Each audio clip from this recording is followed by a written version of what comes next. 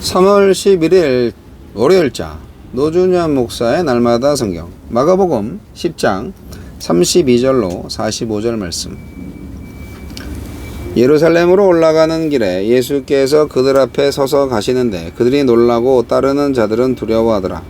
이에 다시 12제자를 들이시고 자기가 당할 일을 말씀하여 이르시되, 보라, 우리가 예루살렘에 올라가노니 인자가 대제사장들과 서기관들에게 넘겨짐에 그들이 죽이기로 결의하고 이방인들에게 넘겨주겠고, 그들은 능욕하며 침뱉으며 채찍질하고 죽일 것이나 그는 3일 만에 살아나리라 하시니라. 세베대의 아들 야고보와 요한이 주께 나와 여짜오되, 선생님이여, 무엇이든지 우리가 구하는 바를 우리에게 하여 주시기를 원하옵나이다. 이르시되, 너희에게 무엇을 하여 주기를 원하느냐? 여짜오되, 주의 영광 중에서 우리를 하나는 주의 우편에 하나는 좌편에 앉게 하여 주옵소서. 예수께서 이르시되, 너희는 너희가 구하는 것을 알지 못하는도다. 내가 마시는 잔을 너희가 마실 수 있으며 내가 받는 세례를 너희가 받을 수 있느냐? 그들이 말하되, 할 수 있나이다. 예수께서 이르시되, 너희는 내가 마시는 잔을 마시며 내가 받는 세례를 받으려니와 내 좌우편에 앉는 것은 내가 줄 것이 아니라 누구를 위하여 준비되었든지 그들이 얻을 것이니라.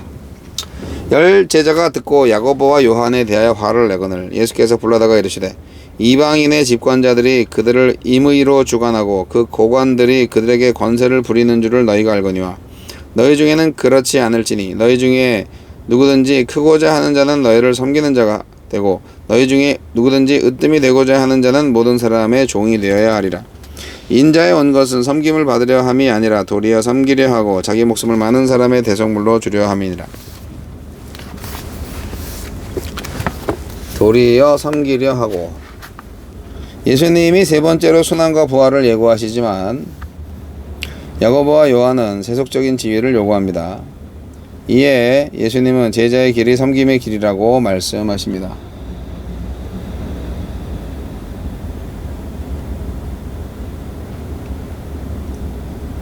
예수님은 어떤 분입니까? 예수님을 따르기 위해 모든 것을 버린 자가 하느님 나라에 들어갈 수 있다는 말씀에 제자들이 고뇌하고 있을 때 예수님은 자기 목숨을 버리기 위해 제자들보다 앞서서 예루살렘으로 나아가십니다.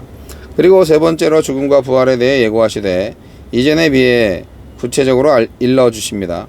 제자들과 함께 향하고 있는 목적지인 예루살렘이 다름 아닌 그 죽음의 장소가 될 것임을 밝히시고 사형의 권한을 가진 로마 권력자에게 이방인에게 죽임 당할 것을 언급하십니다. 그뿐 아니라 로마 군인들에게 조롱과 침뱉음과 채찍질 당할 것까지 구체적으로 말씀하십니다.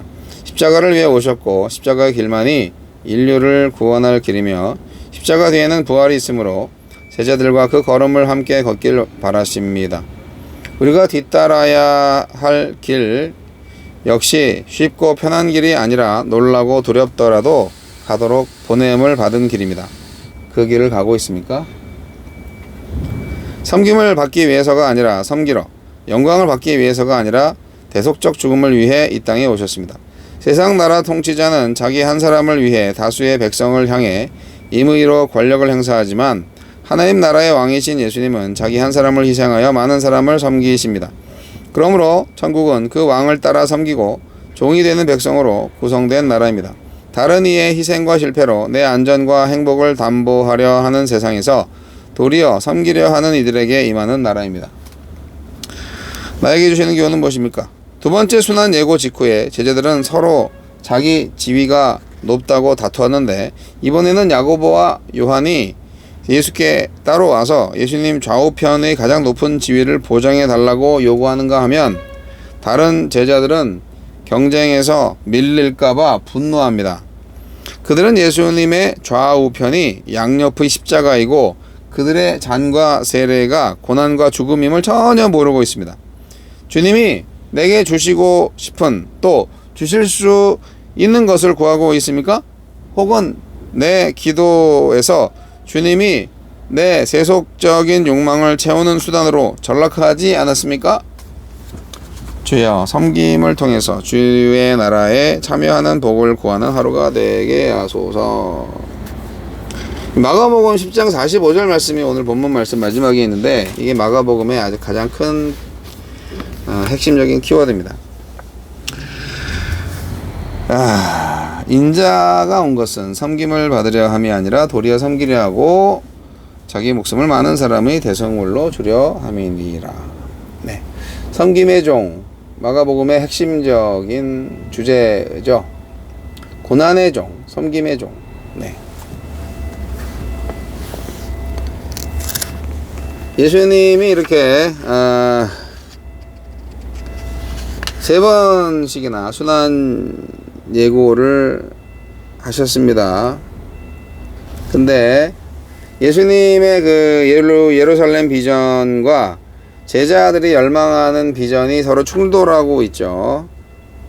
순환을 받을 거다라고 3번이나 얘기를 했음에도 불구하고 제자들은 여전히 세상 나라의 관점에서 하나님의 나라를 이해합니다. 하나님의 나라를 제대로 이해 못하는 거죠. 메시아의 영광은 결국 십자가로만 얻을 수가 있습니다. 이 3번째 순환 예고는 예수님의 마지막 순환 예고죠. 오해할 여지 없이 구체적으로 하십니다. 묻기도 두려워했던 제자들은 예루살렘이 가까워오자 놀라고 두려워합니다. 하지만 예수님한테 죽음은 선택이 아니라 필수였습니다. 그것이 바로 하나님께서 아들에게 부여한 사명이고요. 그리고 인류를 구원할 유일한 길이고요. 대적들의 악함을 드러낼 통로였습니다. 세상의 악이 폭로될 때 무죄하신 예수님은 부활의 영광으로 다시 오실 것입니다. 우의정 좌의정 해달라는 거잖아요, 지금. 예, 좌편 우편 이게 예수님이 사랑하는 제자들. 예. 꿈도 야무져요.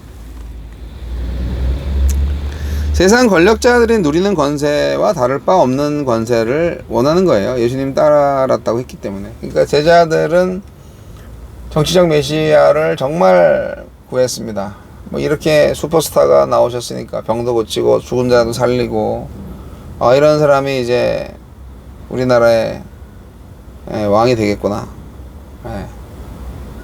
당연히 기대를 했겠죠. 다른 10 제자들도 분노합니다. 지들이 몰래 미리 가서 예수님하고 무슨 뭘 해? 야, 너희들이 뭔데? 하면서 제자들끼리도 싸웁니다. 배터리 전압이 낮습니다.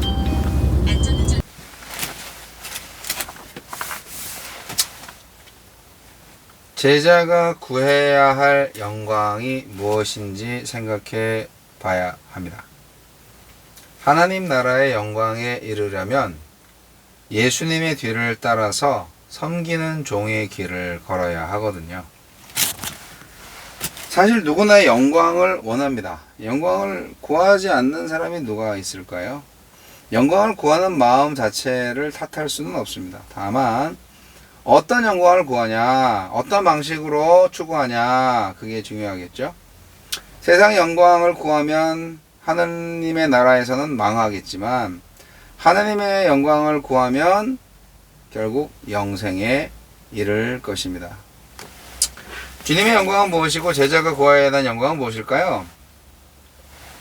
예수님이 십자가 죽음을 얘기하면서 부활의 영광을 얘기하는 게 제자들한테 이해가 당연히 안 됐을 겁니다.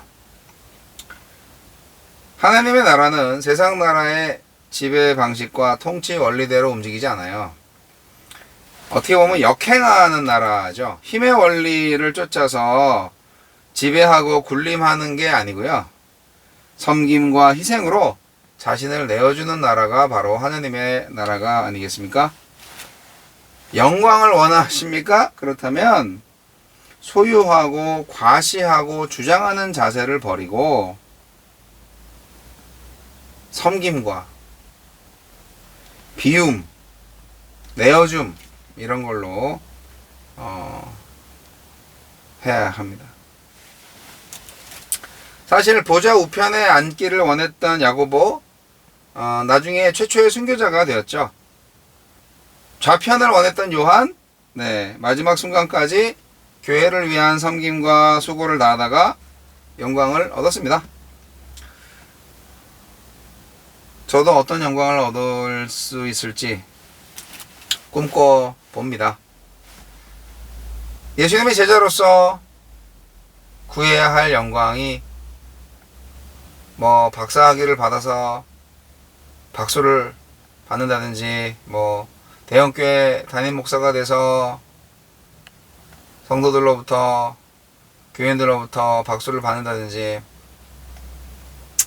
대통령과 함께 뭐 축하 건배를 하면서 나라 일을 함께 논의하는 자리까지 올랐다든지, 이런 거를 영광으로 구하는 게 아니고, 이 세상에서 잃어버릴 한 영혼이 다시 돌아오는 일에 예수님의 말씀을 따라서 헌신하고 그 말씀대로 살았다. 그래서 세상을 섬기는 종이 되었다. 한 영혼을 사랑하는 사람이 되었다. 뭐 그런 걸로 영광을 얻을 수 있으면 좋지 않을까요? 네.